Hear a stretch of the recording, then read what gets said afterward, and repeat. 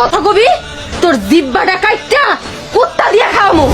এই একটা কথা কান খুলে শুনে রাখ, প্রবাসীর বউদের কি মনে করস কি রাস্তার পতিতা? তোর ঘরে কি মা বোন নাই? নিজের বউ বউ, অন্যের বউ নষ্টা।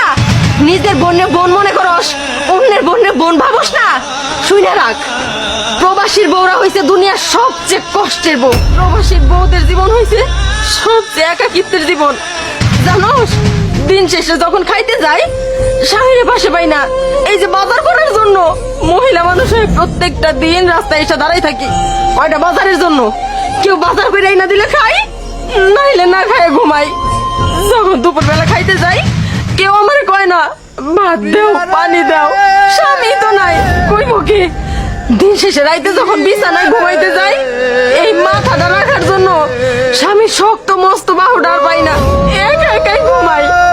আর তোদের মতো কিছু নষ্ট পুরুষরা এই প্রবাসী বউদের খারাপ বানায়। তোরা কোথায় আমাদের সাহায্য করবি সেইখানে কিনা তোরাই দুর্বলতার সুযোগ নিয়ে হাত ধইরা টানাটানি করস। আর যদি আমার জায়গায় তোর বোন হইতো প্রবাসীর বউ, তুই কি পারতি তোর বোনের সেই হাত ধইরা রুমে নিয়ে যাইতে? পারতি? পারতি না। ভুইলা যাস কেন? আমাদের মতো প্রবাসীর স্বামীদের টাকায় এই দেশটা চলে। ভাবি ভাবি আমার ভুল হয়ে গেছে, আমার মাফ করে দেন। আমি বুঝতে পারিনি, আমি চরম ভুল করে ফেলাচ্ছিলাম। ভাবি আমার মাফ করে দেন, আগে তো সব ধরে দেবো। তারপর আপনি এই সব তার বললেন না, আর আমরা লজ্জা দেন না, আর আমরা লজ্জা দেন না।